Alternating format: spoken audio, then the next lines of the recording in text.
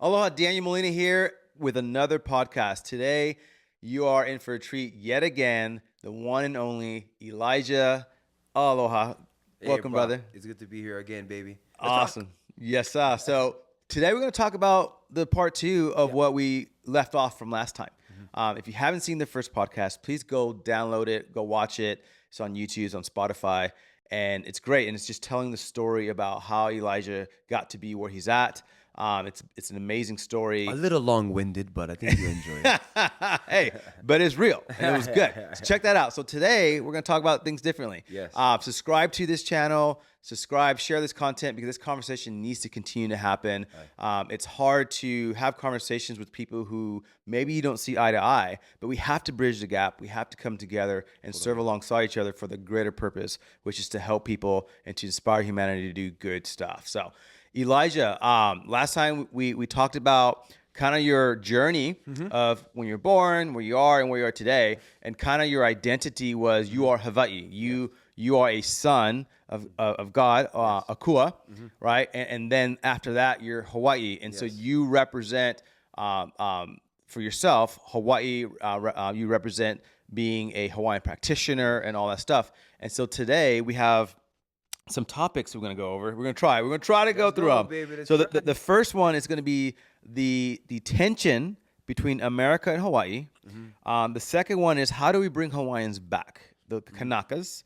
And then the third is how do we have jobs and businesses that can sustain, Think tank. Exactly. And then the last, if we can get there, is how do we concentrate resources for meaningful impact. Okay. Yes. And so that's what we're going to talk about today. So the tension between Hawaii and America. If people follow you, they already have heard some of your thoughts on this very thing. If they don't know about it, then they got to do their own research and then come back and watch this podcast, right? Yes. Just look up 1959 annexation and illegal annexation. Bill Clinton apologized on the global stage saying, yes, it was illegal, but sorry, we can't do anything about it. Apology and so it was just an apology, right? Yeah. And so there's merit to it, but nothing ever got done, right? There's nothing got done. So now we're here in 2024, about to hit 2025, and we're still having these conversations. Yes. Like 1959 to now. 100%. And so you got pissed off Hawaiians, pissed off Kanakas, pissed off locals, pissed off everyone, and there's this tension between America and local Hawaiians, the Kanakas, right? Yes. And so how do we move beyond it? Because what I feel like when I have conversation with people like you and other people who are Kanaka, and then some people come to me, they come with papers. Oh, excuse me. They come with papers and they say, "Hey, here's my lineage. Yeah. This is my great grandfather, and I own this land. This is my deeds. I'm the next heir. I own." But everyone can't own all that, right? And so, but they have different facets everywhere, right? And so, how do we listen? What voice do we listen to, right? If let's just say America says, hey, we want to have a conversation with your representative. Yes. Right? Who is that? Because I think that's got to be the first conversation. Yeah, there are some huge experts that really speak on this topic and have already been involved in this process of how to deoccupy Hawaii for a long time. I mean, especially for the past maybe since 2001-ish.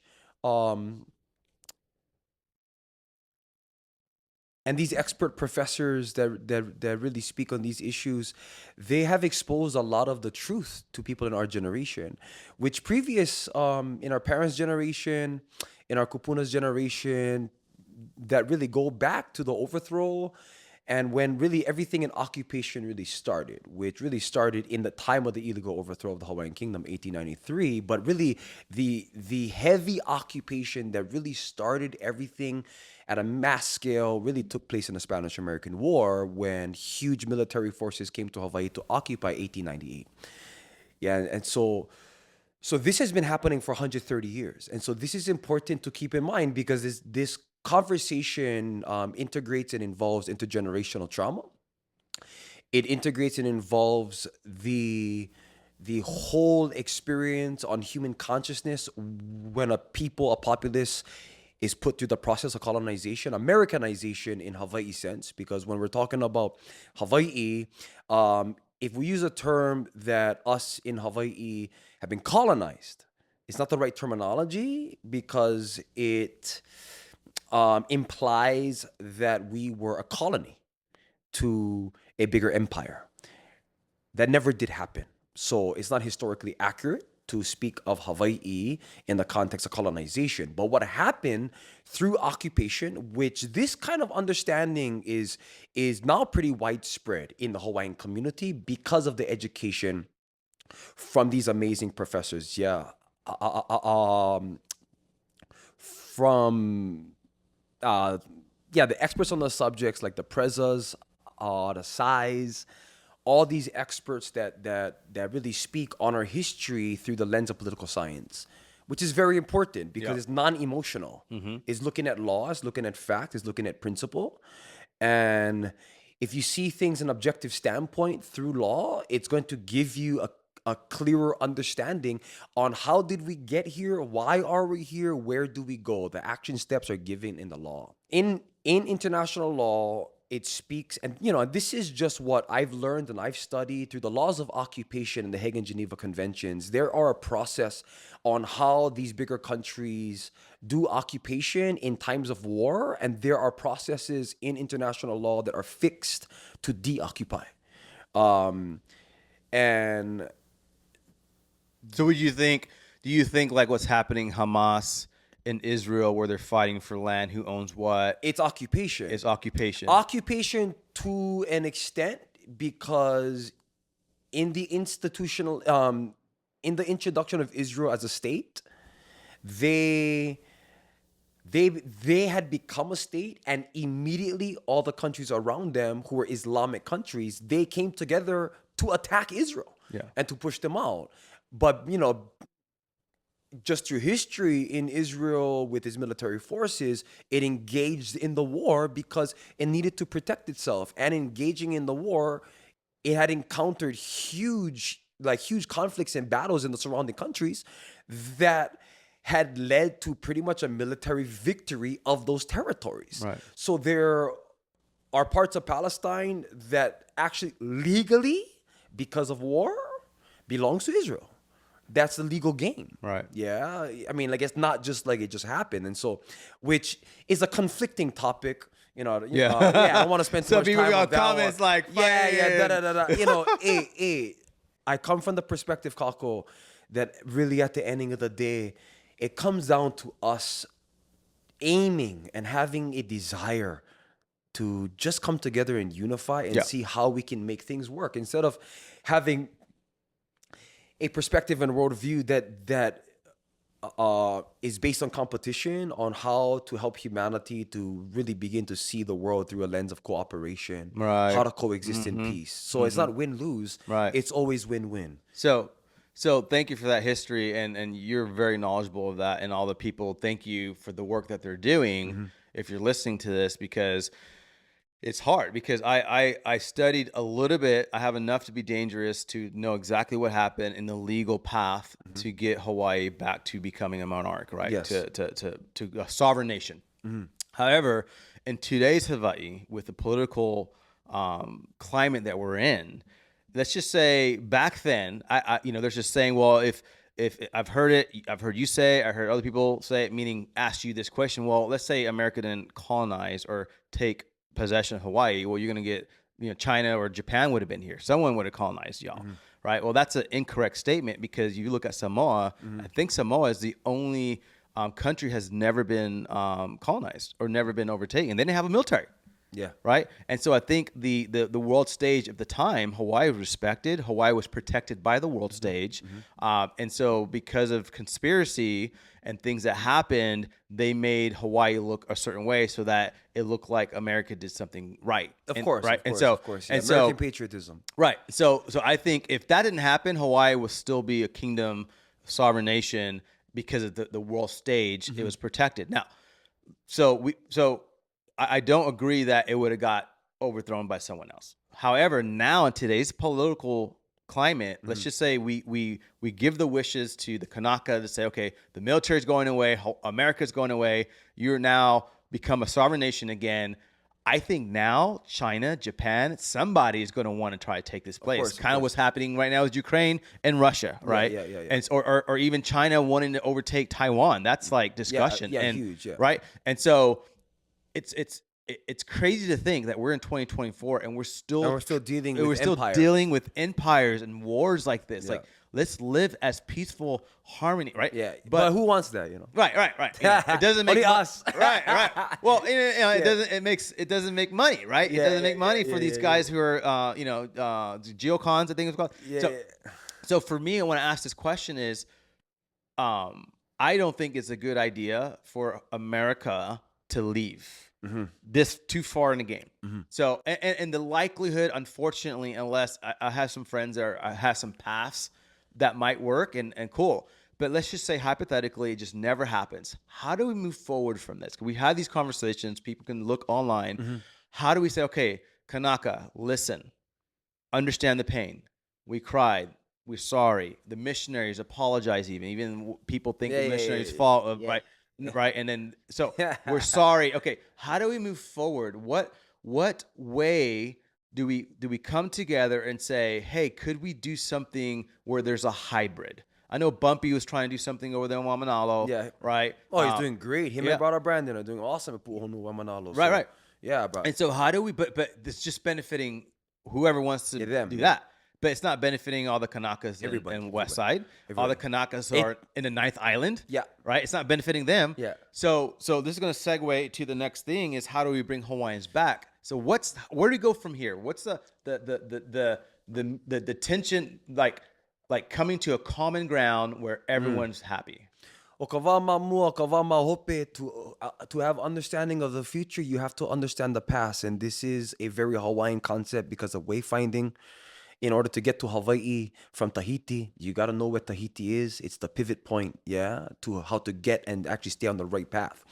For us as Kanaka today, to have understanding of where we're going to the future, we really have to understand the context of the past. And through these experts that like teach on the subject, who have made huge contributions to the education of our people, they always say that the experience we're going to be having is just an awakening of Hawaiian consciousness, because hard to do the right thing, hard to change if you don't know the problem. And for years and years, I would say about 100 years, our whole storyline around who we are as a people, the Hawaiian kingdom, with, just like the international laws of occupation, statehood. How did we get to statehood? Is statehood even legal? It's asking the right questions that's going to help us to go down a rabbit hole, which every Hawaiian who's been down the rabbit hole can appreciate. Yeah. Because, like for me, how I got started in Ike Hawaii and Hawaiian culture as it pertains to things in my past today, I took things in the political science route to have understanding of our legal history. Because it never made sense to me. Right. Never made sense to a majority of Hawaiians. But you're so confused, you don't even know how to ask the right questions to actually pull out the right answer. And so if you're asking the wrong questions, you're going to get the wrong answer. Right. And so for me, I was like, bruh, if we look at the context and pretext of what happened in history, then it's going to give us the tools needed to actually help us to build the canoe to go into the future again. And if we analyze it, okay, hypothetically, if the U.S., had not been involved, which in and of itself is a mo'olelo, because in like speaking about the illegal overthrow of the queen and the cabinet, this is very, very important. I've come to learn that it was not an overthrow of the country, because you cannot actually do a legal overthrow of a country that has already claimed its status as an independent state. The only way to actually give up its sovereignty is through equal treaty. So then the question becomes, is there a treaty? And the answer to that is no. Then people will say, yeah, but the Treaty of Annexation. Okay, let's look at it. Is the Treaty of Annexation an actual treaty? What the hell is a treaty? Equal parties, heads of states of two countries, they come together on consensus and to have an agreement on particular rules and laws that are stated in the treaty. Is there a treaty between the head of state of the United States and the Queen Lilokalani? No. Aale. Yeah, has no treaty. Okay, so what is the Treaty of Annexation? It's a joint resolution between Congress, the House and the Senate, who came together to like introduce like pretty much a US bill. Then, okay, how can a treaty that is not really a treaty be called a treaty when it's just a resolution between the House and the Senate? How can it have any jurisdiction and authority outside of US borders if the law is made as a US bill? Right. Answer to that is it can't. So how did they do it? They did it through military force and through propaganda. You know, it would be impossible to do anything that is even close to that today because of the media and the information that everybody has exposure to. In the 1890s, right? Bana take 3-4 weeks for just a piece of word to actually go back to the president, Right. Across the ocean here in Hawaii. Right. And so a lot can happen kind of in between the communication and conversations between two heads of state. So much can happen that they don't have no idea about. So processes are super slow back then, right? And so if we can see that, and that's been proven as truth in international law. This has been proven and confirmed. A majority of countries all around the world have agreed in international law that the Hawaiian Kingdom is proven to still exist. So it hadn't escaped, it hadn't been ceded, it was seized. But how it was seized was extremely immoral and illegal. It just didn't happen. But if you have a gun, you can kind of do anything you want. That's the logic, if you have right? cannons facing the queen. Yeah, if you have that's the logic of the matter. But then there's also economics, right? Because like previous to that, this crew who were the kind of head insurgents of this entire plot to just hully things in the Hawaiian Kingdom and to have interest on how to cede the Hawaiian Kingdom to the US legally, which they didn't do. They were all manipulators, right? They did not do it. They, in truth, pretty much in the words of Cleveland, who is the head of state of the United States at that time as president, all these guys are criminals. Yeah.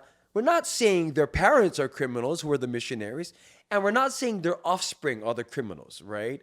But they were definitely criminals. Right. 100%. And they committed treason against the Hawaiian Kingdom, and they were in the process of being put on the block. But it's in the writings of Cleveland and their correspondence with the Queen.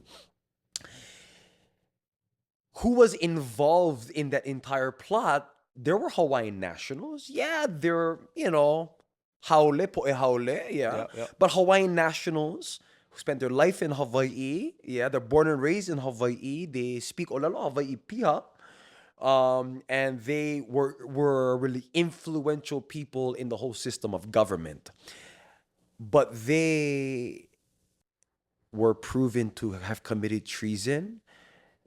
But who was also in coercion with them were a handful of American citizens. And Cleveland asked the Queen to give amnesty to these ones that are, who is an American citizen. And then he would give her back her power. And she responded to Cleveland, I can't give them amnesty. I'm not the Queen. Yeah. Then there is a little bit of a stalemate. But there's an event that actually took place in that time where there's a lot of controversy and conversation around this about if a king was in place at that time, then he would engaged in battle. If Kamehameha had been king at that time, it wouldn't have happened if Kamehameha was there. Right. He was too powerful of a man, But there is conversation around that, around Why didn't I know the Queen was best friends with the Queen of England, right? yeah, So yeah, they're all super why didn't close. she come in and say what America's doing was wrong?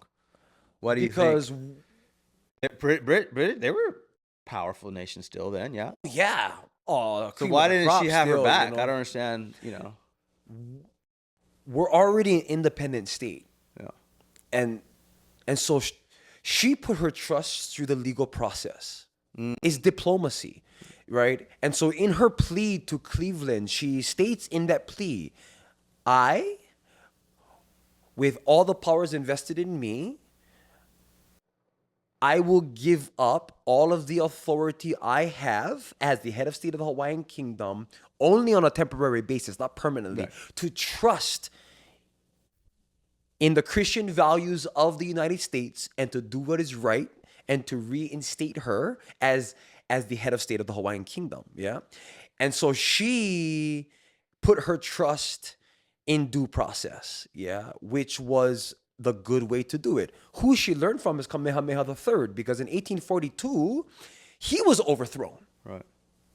through England, right? Through this whole event. Yeah, the Paulet affairs. Anybody want to go research all of that history? But he trusted to due process. So she's looking at that. Hey, the due process is gonna work, right? Right. It's illegitimate. She's a brain, right? She's the head of state. She's extremely educated on all diplomatic affairs. She knows how to, and she also knows that if she chooses to engage, which these criminals were hoping, she would pull out her gun and bang bang. Yeah. Why? Because if she decided to engage in battle with 300 U.S. Marines, this would be a true legal reason for a U.S. conquest and invasion Right. of the Hawaiian Kingdom. Right. She knew this. You're not going to do that. There is a superior military force. We're the Hawaiian Kingdom, a neutral country, meaning we do not even engage in warfare. If you want to engage in warfare in the Hawaiian Kingdom waters, you have to come to Hawaii and disarm completely, and Right. then you can undock, Right. right? So you can't do that in Hawaii. It's only us in Switzerland who are neutral countries. From the jump, neutral country, the Hawaiian Kingdom. So she already knows, like what the hell is this? This is kind of BS stuff, right? Yeah. And so that's important to know, because if your context is coming from the lens of, well, like Hawaii was weak and they're on the brink of getting taken over already. Look at the strategic position. That's all false. Yeah, it's Like false. it's not even hypothetical. Right. It's all false. We actually built an economic, we're for about 50 years since the 1840s and up. And you can even say in the time of Kamehameha in the early 1800s had been, had a bullish uphill, like scope of actually becoming an economic superpower of the Pacific because of our exports of sugar Right. and cattle. And then it evolved, to the pineapple. But then our biggest thing that is our biggest hindrance in terms of the exporting of Hawaii right now is experiences, is tourism. Right. And so like tourism is a human plantation that people get to experience for just his own pleasure and leisure, right? And so there are different things we're encountering today that it's still hypothetical if the U.S. left today. Is that a smart move for the U.S. to leave? But if the U.S. leaves, who's going to come? That's all the conversations that I believe is extremely important. And I come from the perspective, you keep the U.S. military here, but it is crucial. Every personnel has to go through an immersive understanding of history and culture to actually give them the context of where they are, to behave, act accordingly to the cultural customs that uplift and preserve how to live in Hawaii for future generations. If they don't have that, military doesn't have that right now. Right. We're working on it. Right. Any military person out there who got connections, hey, let's reach out. Let's put an educational course into the military that accesses them to Hawaiian values, how to operate. Because when you see the conflict between Kanaka and Haole, usually it's the American patriotics who are usually in the military, and these Kanakas who are Hawaiian patriotics, Yeah. right? Who has the truth? Right. When you're in Hawaii, Hawaii has the truth. It's already there. Right. Is the truth honored and respected through the other side of the field? Not really, because of this heavy pride of American patriotism. But is it smart economically and politically for the US military to leave Hawaii? No. Is it a possibility for the US military to decrease its footprint in Hawaii? Absolutely. If you keep in mind all of the places that is occupied through the US military in Hawaii, it's about a quarter of our land. Yeah. Yeah. And this is not just our land, this is our crown lands. The best of the best resources, the best of the best locations that had been pieces of land that were prized in the time of the Hawaiian Kingdom. And you know, I like speak as well, right? Hey, if you know all this stuff and you're living in Hawaii as the military, all the leadership of the military, literally asking yourself, what are you doing to give back to our community? And when you ask a majority of the military people, they don't really have an answer. Right. And they'll only say, hey, it's protecting Hawaii from all the other assholes out there. Right. You know, but is that enough? Right. You know, and who asked for protection? Right. Yeah. You know, and so there is like a balance effect that I think needs to take place where So it's just not, we can coexist. Yeah, it's because it's lack of education. Lack That's what of you're saying. It's education. lack of education of what really happened. And the education is through conversation, right? Yeah, through studying, but it's just like how to bridge our communities through coming together, to having ava, speaking, and to have a commitment to resolve. Right. But you can commit to resolve if you do not admit to the problem. Right. And the problem started in 1893. Right. And if you're not able to confess, there's no opportunity for us to forgive. Right. Yeah. Right. And so there's this apology law that took place in Clinton that basically, said, yeah, we did this. I apologize. Right. But the apology law is plagued with misinformation. It classifies us as Kanaka as being indigenous peoples. Right? It never speaks about the Hawaiian Kingdom. It's plagued with misinformation. So it confuses people. But people that is taking action through the kind of implementation and use of the apology law for this kind of tool of how to kind of ho'i kapiko, ho'i ea, how to go through the process of to reclaim what is ours. There are organizations out there who are taking the approach to use the apology law as a weapon against the US. But if you give the hard part has been if you actually give any kind of influence and acknowledgement of the apology law, then you kind of endorse the misinformation. And when you endorse the misinformation, you ignore the truth. Right. And so that's a battle between a lot of our people choosing to see who we are as a nation in a nation, because the apology law almost classifies us as being an Indian tribe.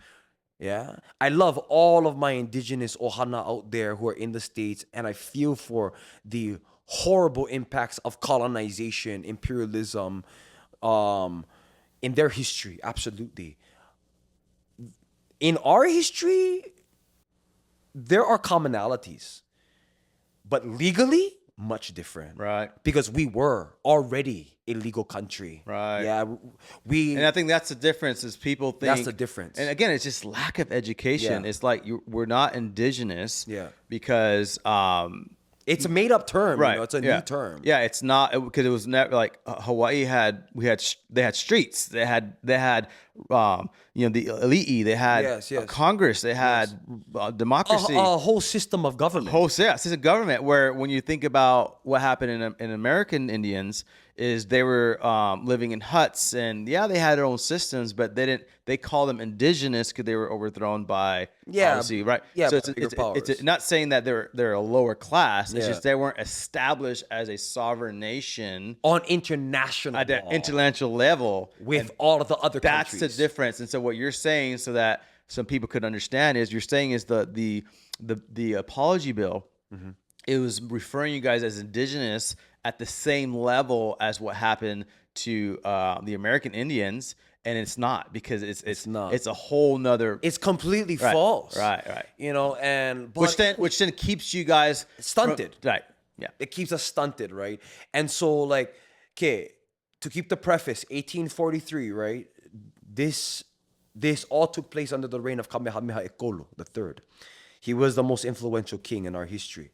Yeah, there was some ups and downs with his introduction of a constitution of the Hawaiian Kingdom, but he chose to involve his people in government. So he took his absolute power as the head of state and monarch of the Hawaiian Kingdom, and he split his absolute power to actually become a constitutional government. That even the Constitution is higher than him. That he has to be in obedience to the laws of the Constitution that are put together by the people. Which I like that Constitution. Yeah, which is good.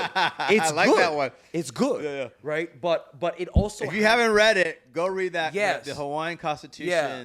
That the last one. It's great. Yeah. Has the 1840 Constitution, 1852 Constitution, but you can also see in history that these constitutions, because it gave equal power to all the branches of government, that in those years from 1840 to 1863, from 1843 to 1863, that's the era where a whole lot of our political imbalance started taking place. Why? Because outsiders could have role in government who didn't have Hawaii and us as Kanaka as their priority in how to rule and govern in Hawaii. Mass immigration coming to Hawaii because of the plantations. King Kalā, he goes around, right? He brings people in. But even previous to this, people were all coming to Hawaii to work on plantations. So huge immigration, right? Like huge immigration of the Portuguese, the Pake, huge immigration of Kepani people. Everybody coming. But in the 1860s, the most influential man of the 1860s in the Hawaiian Kingdom, this kind of staging era, it all takes place under the reign of Kamehameha Elima, Kamehameha the Fifth, yeah? I love the history of Kapuaiwa. This Kanaka, Hawaiian, every time I talk about Kapuaiwa, ho'omana. Because he loved his uncle, Kamehameha Ekolu, and who was Kamehameha the Fourth is his little brother, Alexander Liho. He was the older brother. Yeah, and he was in charge of the Supreme Court. He was attorney. He did plenty stuff, Kapuaiwa. But he was angry because he could see, like, what was happening. And his idol, his hero that he based his mana off of was his papa, who was Kamehameha Ekahi. Yeah, and in the reign of Kamehameha Ekahi, who brings the island together, brings everybody together, and he establishes the Hawaiian Kingdom. He sees his papa as a superior leader on how to bring our people together and to do Hawaii for Hawaii, not for anybody else. And he could also see that because of these outside interests in the Hawaiian Kingdom, us as Kanaka began to lose our foothold in how we rule our own selves. He could already see them. So in 1864, Good Mo'olelo, which is still our constitution today. Yeah. If we were to choose a constitution that is applicable to the Hawaiian Kingdom today, it is the 1864 Constitution. Who wrote the 1864 his whole constitution is Kamehameha the Fifth. This is in the rule of his whole reign of Kapuaiwa. And he was considered to be a full reflection of his papa. He devoted his life to our people for Kanaka. Because the constitutions before was too loose.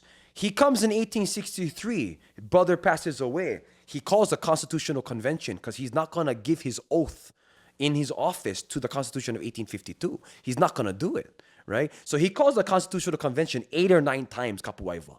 8 or 9 times. He comes to the House of Nobles, House of Representatives. It gets denied. It gets denied. He's pissed off. He's like, bro, what is going on, bro? You know, he's changing different things because these people from the outside who are influencing, who has a majority of seats in the House of Representatives now, who are not Po'e Kanaka. This is everybody else, right? Because the House of Nobles, Privy Council, that's all of our chiefs. He's looking at this. He go, you know what? So 1864, he coming from the House of Representatives. He take the 1852 Constitution. He rip them in half. Yeah, he rip them in half, Kanaka. I gonna write a constitution of my own that I would be willing to place my oath under. That 1864 Constitution, he put a big majority of the authority and influence in the government again to the executive. Why? Because if the House of Kamehameha is in charge of the decisions, of the bills, of everything, of policy, then he can ensure that every bill that comes to his desk is always going to be in the betterment of Kanaka. Mm-hmm. If it's not going to be in the betterment of Kanaka, it's not coming to his desk. It's not going to pass. Right. That's a wise move. It should be for any country. Yeah. Right. America right now is like, make America betterment for Americans. For right? Americans. Or the British, or wherever you're at, right? It should be that way. Yeah. You know, but to like see it from the other perspective, right? Of the people that weren't Kanaka, Koko Kanaka. Yeah. They're seeing this and they're looking at other countries like the U.S., which the U.S. wasn't, because talking about 1864, yeah? Still heavy slavery. They like in the midst of civil war, yeah? Right. Because the like introduction of the Emancipation Proclamation, that's 1865, right? So they're going through this, but these white Hawaiians, yeah, because being Hawaiian is not ethnicity, being Hawaiian is a nationality. So these Hawaiian nationals that had not ethnically been Kanaka, they're looking at like how these other countries are doing it. Of course, you can say there's some influence of imperialistic thinking, influence of how to have the people in the Aryan race, the people who is Haole European, to be in charge of government. They're seeing these things, and they're also seeing how if you prioritize a specific ethnic group in the Hawaiian Kingdom, then it's considered in these other countries as discrimination. Mm-hmm. In the Hawaiian Kingdom, it's preservation. Yeah. It's the preservation of our own. Why? Because from the time of Captain Cook to this time in 1864, estimated in the Captain Cook's time, there was an estimation of 500,000 to 1 million Kanaka, pure blood, in Hawaii. In 1864, had under 30,000. Yeah, they all died. All because of the epidemics, because of smallpox, measles, all this. This is what's happening in this time. That's what happened to Puerto Rico when Christopher Columbus came with the Spaniards to look for gold. Yeah. The Taino Indians were the indigenous of Puerto Rico. We weren't a sovereign nation. We're just the indigenous tribes, of that tribe, right? Yeah. And important people. They annihilated before they raped and pillaged. They annihilated us by their diseases. Just diseases. Diseases almost took us out. Yeah. You know? So similar, like when people come to explore, because it has no immunity. Yeah. And they were dirty in Europe. You know, I'm sorry to say, bro. Just go do your history. Yeah. At the time, just go do your history, bro. From the space and time of the Roman Empire collapsing to like the time of England establishing itself, a majority of the populace, like, had horrible healthcare, horrible hygiene.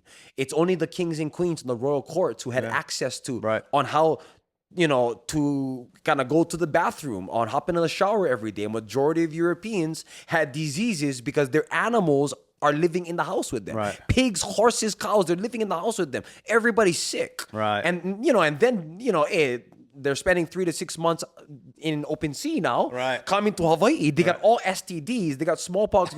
They're sick, and then they come off of the ship and are hungry, horny, and hangry. Right. Yeah. And they come here.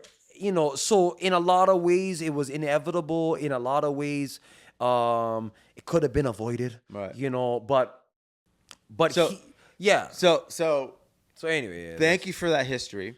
So how do we move forward? So we know, like, how do we move forward with bringing, like still trying to figure out the relationship between, what happened illegally and what is America's response to it. Still to this day, we're still waiting because there's never really truly a true apology because there's propaganda in the actual bill. Yeah. So okay, but let's move forward, because if we keep fighting that right now without trying to then bring more Hawaiians back, right? Then I think it's Hawaii. I feel, because I grew up here, as a kid, and the Hawaii I knew then, it's not the same Hawaii now, and it's because a lot of Hawaiians are moving out.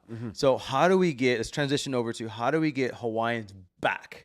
Like, how do we incentivize them coming back to Hawaii? Because I want that, because that's the culture, that's the greatness of Hawaii is the people. And so how do we do that? Yeah, the core issue that is pretty much like a motivating push for our people oftentimes, because it's all about the ohana. If you can provide economically for your ohana, then you look elsewhere for opportunity. And so if you ask a lot of Kanaka who do move out, a majority of the cause is for economic opportunity. It's to create a better life, right? Which makes sense. But that's also due to how Hawaii is in a trap economically that has a limited amount of opportunity that allows our people to prosper at home, right? And so if economics is the reason, which it is, but it's all influenced, again, it all comes back to the Hawaiian kingdom and occupation and the laws of the Hawaiian kingdom in comparison to the laws of the state of Hawaii. Because the laws of the state of Hawaii are not, the laws of the state of Hawaii are not helping us to prosper because of the system. So let's talk about that real quick, okay? And I don't I am not trying to take sides, Democrat or Republican. Okay, let's just try to look at this objectively. When you just said something. You said the legislation, the state laws of Hawaii is not for Kanaka, it's for an American citizen. Yes. Okay, that's number one. Yeah. In the last 60 years or longer, right? Now longer because, it's 1959, 60. Last 60 years. It's been ran by mostly Democratic rule. Yes. Right? Democrats. Right? And so love or hate, doesn't matter. Just look at it objectively. And so but really the American,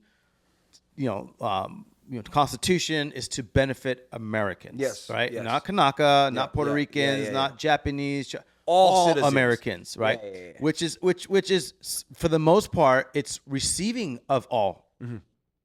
But in Hawaii, what's very unique of Hawaii is what we just talked about for the past 30 minutes about the legalization of becoming a state. So let's stop that. But now when we look at it, if you're Kanaka, if you're local, and you're like, man, I really feel sorry for what happened to Hawaii.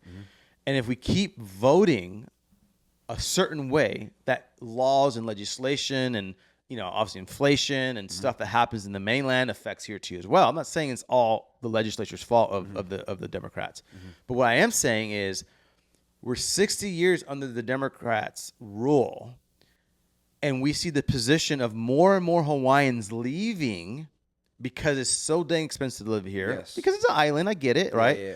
But the laws are not protecting Kanaka, are not protecting the people, the people that were first here. And I know what you're saying. You can't call them indigenous. That's the propaganda. And I didn't know that. I thought it was just indigenous Hawaii. Well, sure, it was indigenous Hawaii when King Kamehameha, right? Yeah. It was indigenous. But then when we became a nation, now it's no longer, right? It's not. And so what do we say? Republicans, they're racist and they're okay, whatever. Like, we can have that opinion all day long, but let's look at the reality of what's happened in the last 60 years. And we keep pushing, make Hawaii more expensive, creating laws that doing don't all the benefit same stuff because policy is where it trickles down from. Right. So so voting different, I think, let's give it a shot. It can change. Yeah. It could change. Yeah. Could It's been like this for 60 years, right? right. Could we just change? And I think a lot of the influence is because let's just say every Kanaka vote for the Republicans. Yeah, let's just say that. I think there's 300,000 Kanakas, right? Yeah. Right. We still lose Yeah.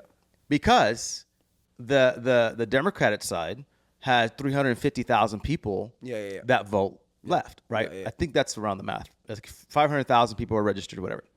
And so it's a strong population of the Asian community who are uneducated, I think, of what happened here that keep voting that way. 100%. Right? Who are Christian, Yeah.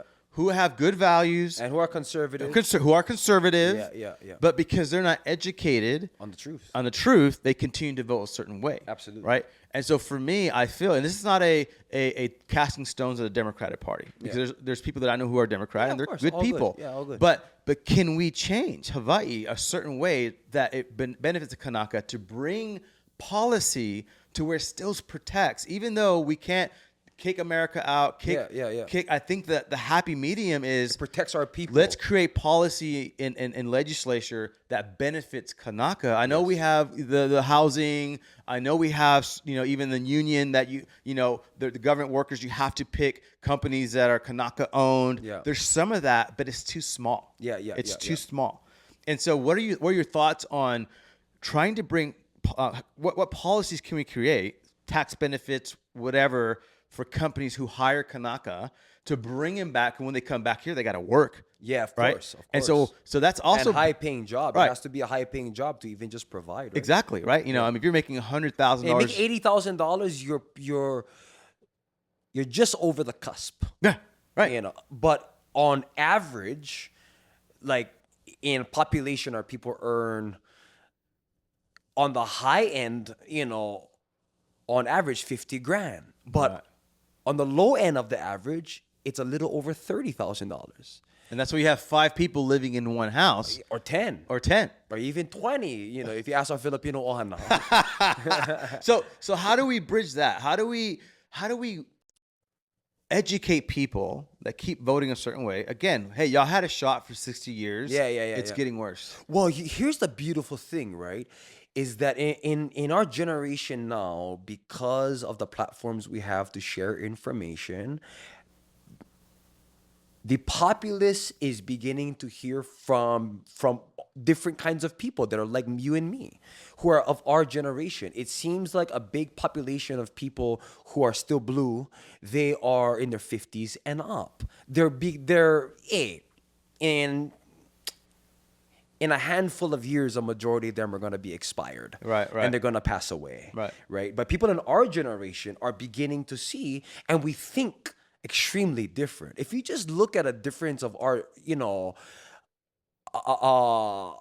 of just the people in our tutu's generation, just a couple generations back, and the amount of human advancement in 2 generations, and see who us as people are now, how we think, how we all aspects of our own intelligence now, it has advanced tremendously. So our consciousness has just completely elevated in how we make decisions, how we see things, because of the information that is available to us today. And people get to listen to people like you and me now. They're like, actually, this makes sense. If you just take an objective, holistic perspective on it, yes, the past 60 years, you can say that the age of the prosperity of Hawaii is gone. Yeah. If you look at the past 60 years, there's no pension,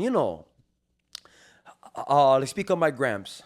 He retired he was in a union. He worked Hawaiian dredging for about 30 years, my Gramps. He retired at 50 years old, my Gramps. He had a pension of about $1.2 million. Wow. Yeah, in the 90s. Okay, Wow. he never had to work ever after that. Of course not. Yeah, look at that. And all of his good friends, all the same thing. My parents, their pension is a quarter of that. Because of inflation, And because of what is happening economically on a global scale that affects Hawaii, that people are not even considering. And they're just giving a portion of their paycheck to a bank institution, to a hedge fund, staying conservative, and you still stay a slave for the next 40 years. And you don't even got a pension because the whole approach of the US dollar and its worth is completely dropping and dipping. And so there is no value. So like for me, for Kanaka that stay in America who, you know, which I've actually spent a lot of time abroad, had met a lot of Kanaka. I was blown away a few years ago that I spent 2 months in Vegas and I came across a lot of Kanaka who haven't even been to Hawaii before. Wow. You know, these are Hawaiians, like Hawaiian. I grew up Kanaka, you know, I grew up with Hawaiians. I think it's so odd to see a Hawaiian who has never been to Hawaii. Well, it's like Puerto Rico. Like, how does that happen? At Puerto Rico, there's more Puerto Ricans in New York than there is in Puerto Rico. Yeah. And there's Puerto Ricans that never been to Puerto Rico. Puerto Rico. I know. It's unbelievable. But, you know, but this is also because of, you know, like things in our whole experience and lived experience as being people in the US, economically having a hard time as a minority group, how to have place. Like for me, I give thanks to my parents all the time, almost every podcast. I always give thanks to my parents because they busted their ass to put us in education and good private schooling. Yeah, which has its positives and negatives. But what I can say is that I had just an immense honor to be in a high performance environment for 8 hours out of the day as a kid that had high expectations for me, who actually gave me the right tools, who actually put me to the test to learn. Because today I meet a lot of brothers who weren't educated, and the tools that he was given is an eighth of the tools I was given, all due to the place that we spent time in school. Yeah. And this is not anybody's fault, but I give thanks to my parents for just putting their ass on the line for us to have good education.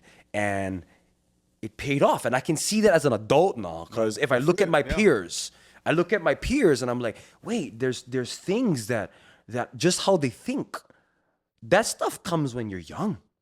I wouldn't have access to that if I didn't have a mentor and a good teacher, a football coach who poured into me when I was young, you know? And so it begins with education, Hawaiians. All of you guys out there who want to come back home, one, it begins with you having a belief that that's a possibility for you.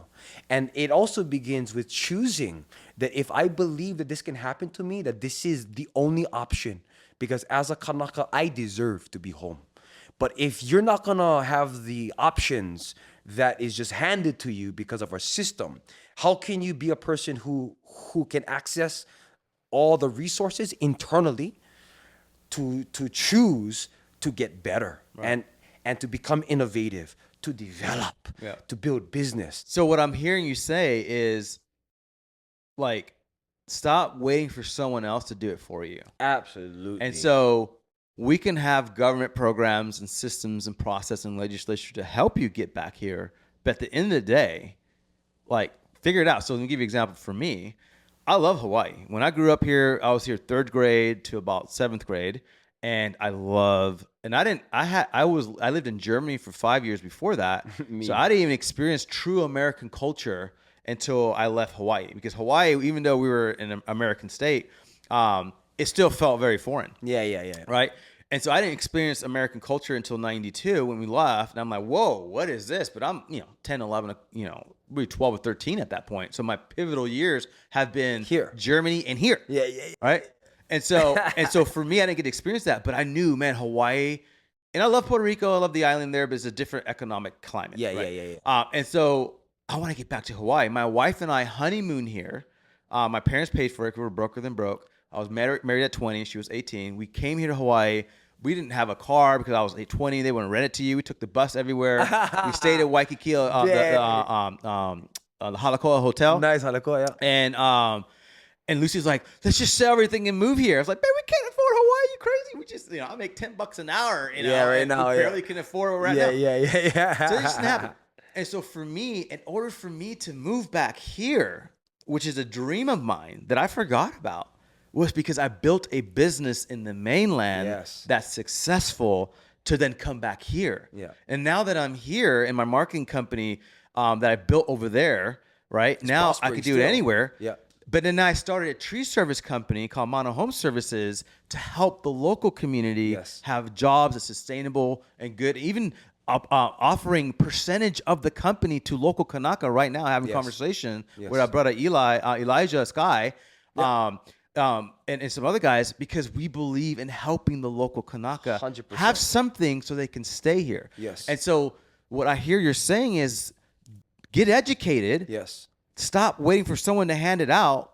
The warrior spirit that you have, that Kamehameha has in your blood. Activate right? that. Activate in learning, play the game, play the system. And like me, learning, I'm not Kanaka, but like me learning how I can make money somewhere else so that I could come here and then afford to live here, and then now perpetuate the culture, perpetuate other entrepreneurs to come, hey, how do I help you grow to become an entrepreneur so you can stay here and then bring your family back? Absolutely. And so I love that, because like, go build a business where you're at. Yes. And then come back. Yes. Because then you have the money to buy the land, buy the house, Yes. buy, right? And I think that's a good way to take ownership and stop waiting on someone else like a handout. Yes, and no, brother, 100%. You know, like when I was first introduced to entrepreneurship as a kid with my gramps at the swap meet, you know, you take me on the weekends or go into my closet, you tell me, boy, you get all your toys and all the stuff that you don't like anymore. You had it for a long time, bring them to the swap meet and see if you can make money. He teach me how to talk to people, you know, how to interact, how to sell, how to upsell. I'm doing this all with my gramps, you know, and I have a small table. I'm 11 years old and I go home with $400, you know, and I love my gramps because he exposed me to all those things at a young age. But I realized when I was on the path, you know, and I'm still on the path, you know, to just ho'i kapiko, ho'i kanaka, ho'i Hawaii, I realized that all of our kupuna of old, to a degree, was an entrepreneur. Because you needed to be in order to survive. Well, that's a farmer. A In order farmer to thrive. of the past is an entrepreneur. Absolutely. On how to fill a need that your community has with what you have and what you can bring to the table. Right.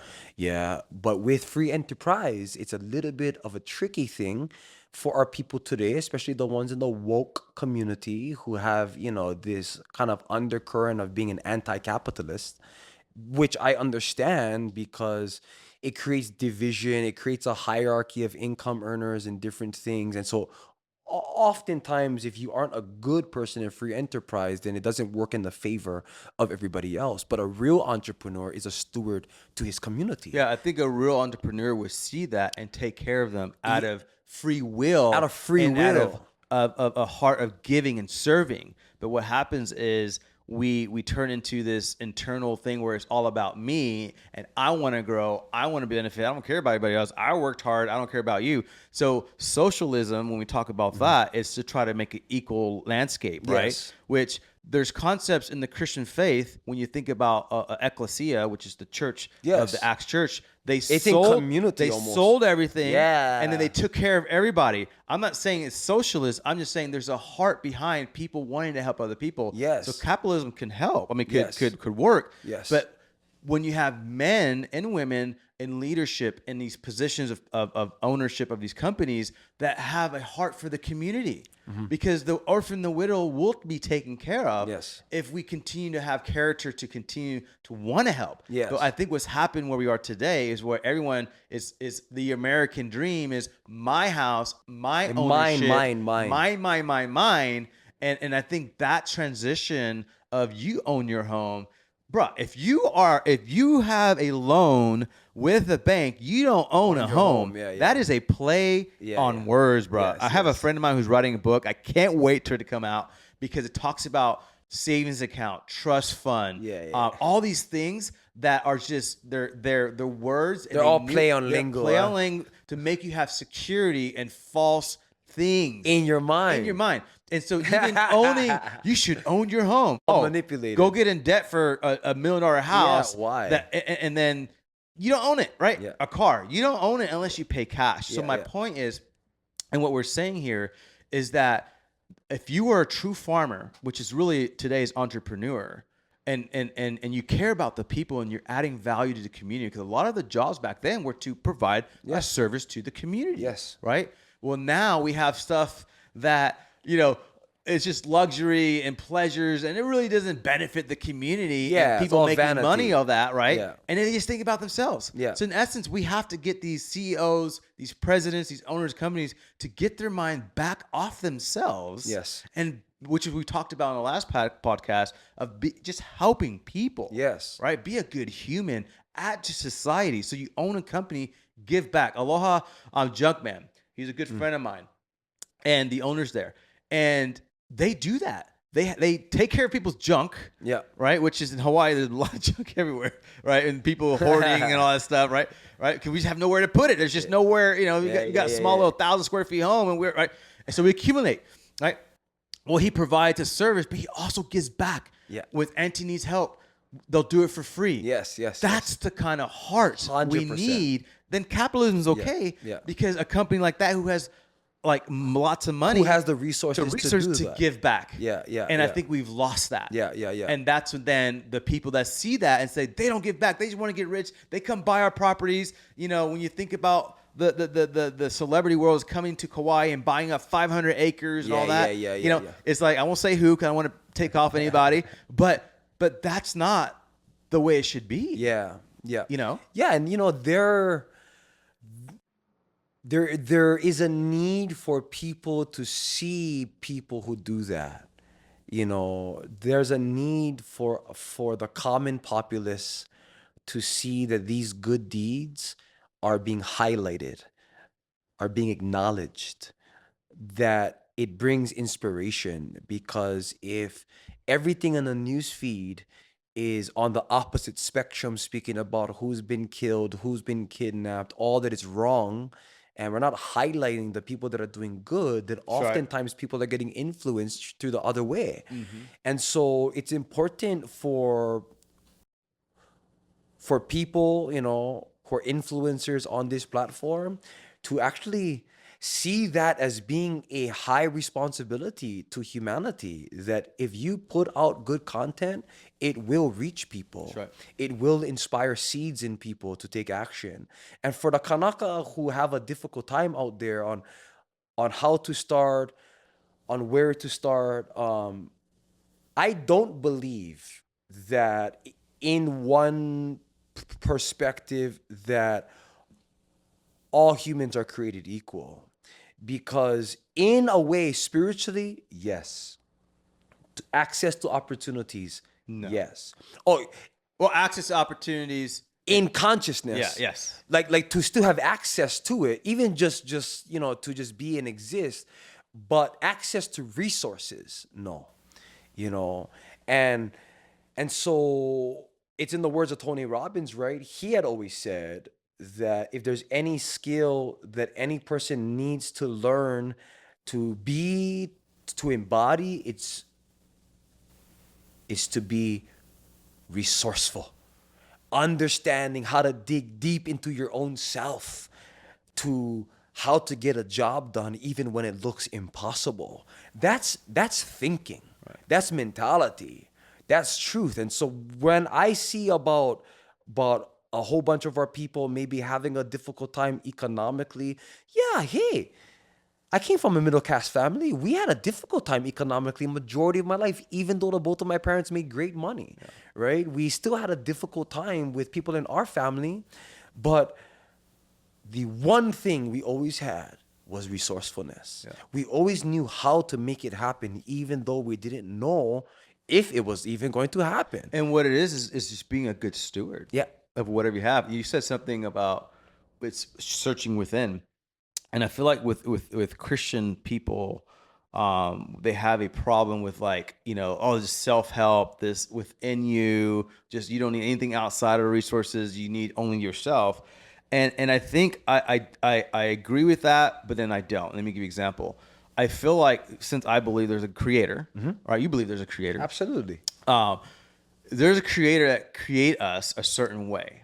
Then he's given us the tools to be successful for the purpose of whatever we're here. Aye. So in essence, it's in us, the giftings and the talents 100%. to do what we need to do. Now we do need inspiration outside of ourselves to then fulfill that purpose. So sometimes we have to look within. It's like, man, what are the sources, the resources and the tools that I have? I'm not a singer. I love to be a singer. I wish I could sing.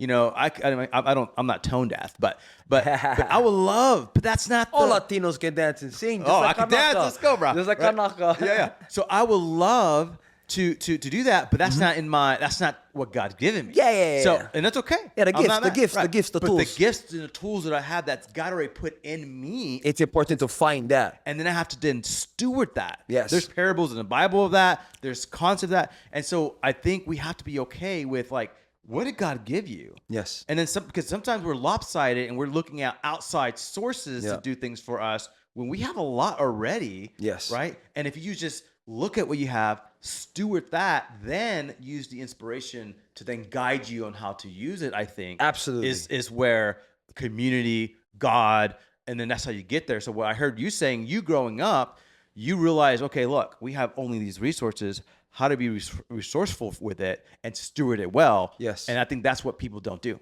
Yes, brother. And that's all truth, my man. And there is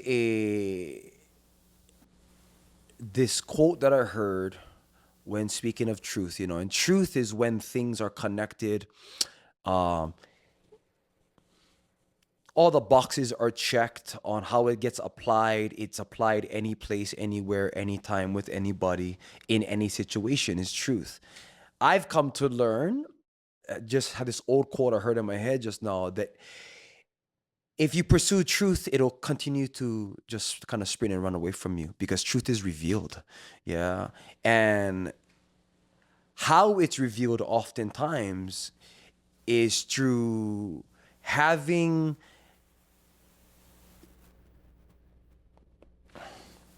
access to wisdom. If you understand wisdom, then it seems like every time you understand wisdom, it reintroduces you to parts of yourself that you haven't discovered yet. But this also correlates to things in intergenerational trauma, because if you have karma that has been just impoverished for 3 generations, if there is a storyline in your ohana that this is who you are, this is who you come from, and it's not anything to be proud of, and that's the information that are the building blocks of your paradigm, then you got to break through that. Yeah. And so it's in the words of the Messiah, right? Hey, for the kingdom is neither here or there, the kingdom is within.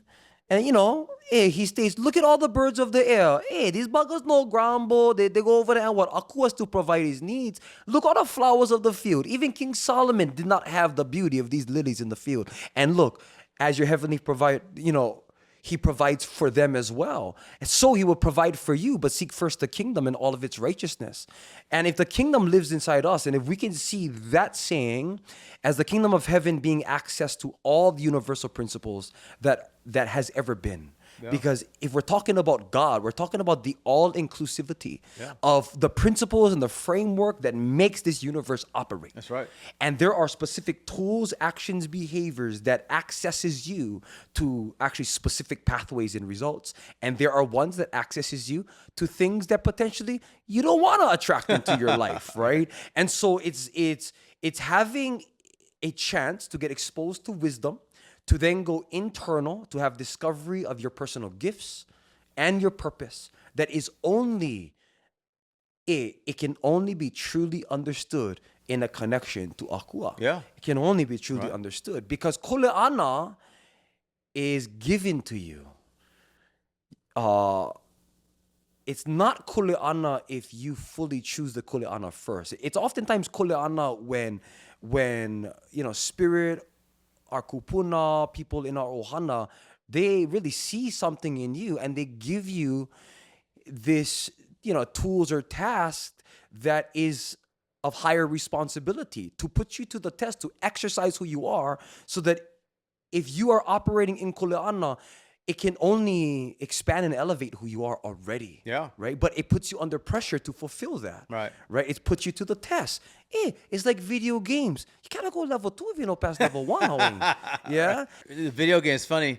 I don't know if anybody remember Gran Turismo. Yeah. When Gran Turismo first came out, loved the game. My brother and I loved the cars, and we would play the game all the time. And then we wanted to win this fast car. It was like the Indy Formula One car. Yeah. And you had to go around a lap, I think 24 hours, because Gran Turismo was trying to mimic reality of racing. Yes. And so there's this one track. It's literally one big circle, and you got to go 100 times, and it's like real life. But then I got school, I got work, I got whatever. So I would college at the time. I would, and I was living with my brother at the time. They let my wife and I live with them because we were in financial burden. Thanking my brother for that, for helping us in that time. And so this is my oldest brother, Tony. And so I would play Gran Turismo during the day because my school was at night, and run laps. I got through like 30 laps. And then when he get home, right, or 200 laps, I forgot what it was, then he would then take over and then just keep it going. And keep it going, right? To eventually we won the car. Yeah. And so what you're saying is like there's levels and you got to do the work. Now it was silly and it was dumb. It was some video game. But what you're saying, you first got to learn the first steps before you get the prize of whatever. For us, it was the fastest car, and then we got it, and we're like, oh my God, it's awesome. Yeah. But we tried to get to the fastest car with shortcuts and all that, and then when the shortcuts don't work, then we give up. Yes. Right? And so what you're saying is, man, there's tools and giftings inside of you, but start with the first thing. Find a mentor, read books, get educated, right? Then you can afford and make the same kind of money your boss is hiring you to do. 100%. To then move back here to Hawaii. Yes. And buy the same property that everyone else is doing. Yes. Right? And so educate yourself. Yes. Stop waiting on someone else. And then when we get more Kanakas here, then now they can go into leadership. Now they can go and become city council member. They can go be a head of state or whatever. It's because of who you are. Because of who you are. And who you became. And then you can legislate for laws that benefit. And make change, dog. Amen. Yes. Bro, at 18, brother, had been introduced to all the teachings of Jim Rohn. And Jim Rohn had this amazing teaching that I had on CD, brother. I got it inside a Success magazine, a CD of Jim Rohn. He had a Magic of Part-Time. I want to encourage everybody to go on YouTube and watch the Magic of Part-Time, because he teaches you on how anybody who has a full-time job, can actually still have a part-time business. And he would speak on it as, how amazing is it to understand that every day I go to a full-time job to make a living, but I work on my part-time business to have the opportunity to make a fortune. Yeah. And there's going to come a time where the full-time job becomes the part-time, and the full-time is your fortune. And he would also say on how every person in the US should have one economic goal to be a millionaire. And he said, it's not because of the $1 million, but who you need to become to earn that $1 million. The character that you will build. Yes, on who you become. Yeah. And so this can be applied to anything. That is having a vision. Yeah. Yeah, to have understanding of where you're going, and it be so inspiring, so empowering to see, to think of, to envision, to imagine, that it's what helps you to get your ass up in the morning when you don't want to wake up. Yeah, it's all of those things that are the important intrinsic tools that is put into you in free enterprise, which for me, I've, just like speaking about this earlier, being introduced to being entrepreneurship early, you need to want it, Kanaka. You need to want it. You need to know that you have to move back home because our children have to live in their homeland. Yeah.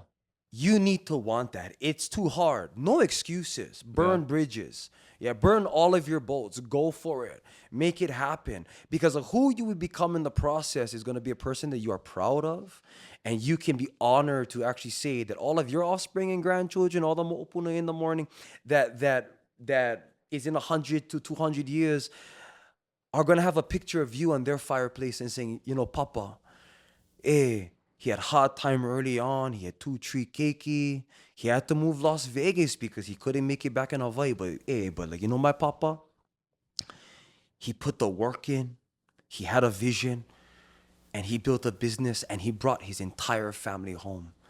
And he brought his family home. He prospered his family and he made a better future for all future generations. That's my Papa. That kind of stuff is what inspires me, because if you aren't the kind of guy who is going to be inspired to make a 2.0 of an upgraded life that you had,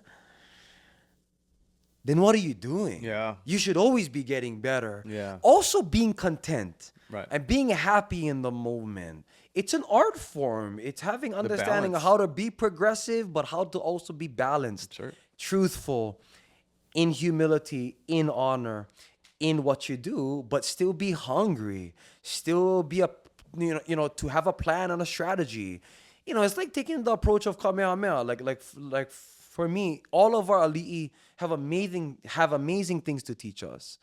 And as all leaders, like in our current day Polynesia, the cream of the crop guy in the entire world who has always been just like such a massive inspiration to me is The Rock, is DJ, you know, on what he's accomplished. Off $7. On what, and, you know, and who he came from, where he came from, and his work he put in.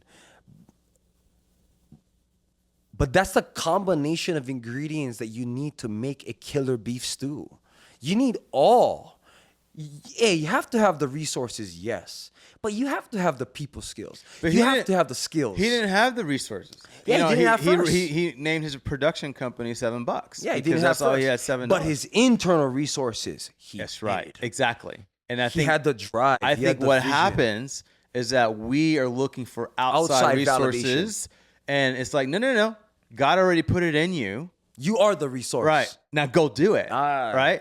And so in The Rock, when you follow his life, it's just amazing that he and his career got shattered. He wanted to play NFL. 100%. But so if that was his identity, if he would have stayed there, then he would have been like every other person. Yes. But he says he didn't stop there. Yes. And he went to WE or whatever his story is, but my WWF, I think, or whatever it was. But my point is, and what your point is that here's a Polynesian that grew up a little bit here in Hawaii, right? Who left. He is now the most paid actor in the history of acting. He's the most influential. He's the more influential, right, man, as far as followed social media and all that stuff, right?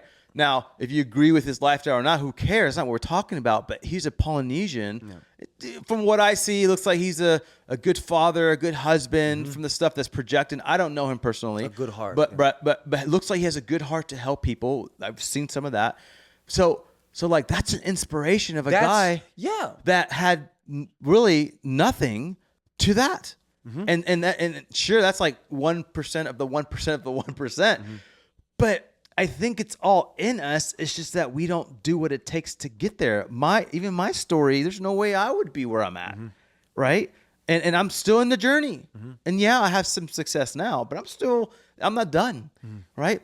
If I would have stopped back then, there's many of those. You the same way with your last story about your speech impediment, right? And your reading comprehension where you just changed it. Yeah, changed it. I made a decision. Yeah, right?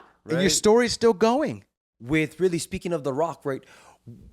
We all can choose to see a person of his accomplishments and success as either being a person who doesn't do anything, who is the guy on enemy lines because he's a celebrity, XYZ.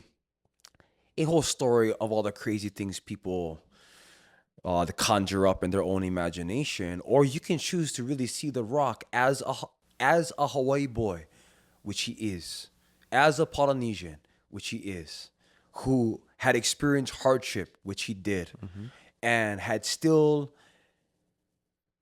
he persevered through it all and has a pathway now that Polynesians can look to in entertainment, in acting, in business, that we can look to see and to model. Just by his content and the information out there, you can get access to pretty much a mentorship by just the information that is out there about his story, about what he did. And this is the powerful thing about if anyone is confused on how to start something, on how to be an entrepreneur, say if there's Kanaka out there who hates their job, which is the majority of people who work a 9 to 5, on how to have higher income, the first step that even you spoke about is to identify a mentor. And a mentor only has to be a few steps ahead than you are, and to learn from them, to actually see on how they talk, how they communicate, because principles, actions is what brews success. How you operate, how you express yourself, how you live and embodied on the consistency of actions and behaviors that come together in the combination that ends up and results in achievement and success, in influence. And you can't do that if you don't have understanding, first, of who you are, 2, of all the needs in the marketplace, and 3, on how to pave a pathway to get from A to B in a way that makes sense for you and your family. Right. You can do it. Yeah. You can definitely do it. But not all are going to do it. Right. And that's okay. If one Kanaka, had this interview with Howard Schultz. Well, it wasn't really an interview. He was in the courtroom and he was getting hit from left to right. The person at the stand was like saying that, that he's a billionaire and he has 8,000 employees across the US, Starbucks CEO, yada, yada, yada, with kind of a connotation that being a billionaire is bad. And his response was, hey, okay, I am a billionaire, but let's speak on it a little bit. I came from a hard community. Yeah, his 2 parents didn't own any home. Yeah, his whole life had been on food stamps, EBT. He grew up in a rough community that didn't have any access to resources. He built his way up because he cracked his own code. He worked hard, and he chooses, because of his principles, his values, and his good heart, because of where he comes from, he chooses to give back to the employees of his company because that's the community he stewards. Yeah, and that's the things that inspires me on how to build a business, how to build organization, or just how to build a social media platform that makes a difference. Have the goal that in our impact influencer program, I call it the 3 to 4 I's, that anything that you do has to bring inspiration. It has to bring impact. It has to bring influence, and it has to bring income. Because the impact, influence, and inspiration, they all usually yield to income in one way or the other. Because to have payments to cash is one form of capital, has relationship capital, has business capital, has connection capital. There's human capital. There's all kind of different ways to gain compensation through the good deeds that you put out into the world. Just positioning yourself correctly, having the urge and desire to have a better life for you and your ohana on whatever that looks like, and choosing to take the first step and just keep stepping every day, bro. Yeah, I love that. And as we come to a close, I would say this. If you're doing it, and I shared this with you when we were serving together, helping the youth out. Olomana, Yeah. Love. Thank you. Yeah. Yola. Thank you for allowing me to serve there. But if you're in this world to take and build yourself up and grab everything you can and don't give, you're not going to last very long, or you're going to grow up being a lonely person. Mm-hmm. But if you go in this world and you want to learn how you can give, so you're getting so that you can give, then you're going to last a lot longer. Absolutely, right? Brother. And so when I think about what you're saying is, if you're a Kanaka or really anywhere, the rock DJ will inspire lots of people, all over the world. But when you get the vision that you were saying earlier of why are you doing it, first get that. If I just want the nice car, the beachfront property, and that's why.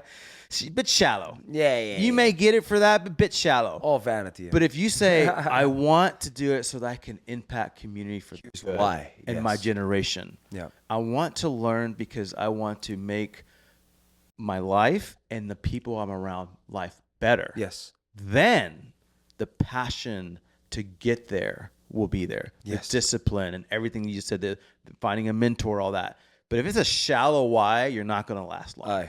Aye. Right? If it's a good why, then I think you'll get there. And so I think in closing, I love this conversation. We already are doing work together to help people. And we didn't get to all of it, which is fine. But continue to follow you, Elijah, how they access you. I know I shared content about you, but how they access you, if they want to hire you or speaking arrangements, how do they get that? Yeah, so on top Instagram and TikTok at SON of Oahuya on almost every platform, and Awakened Aloha.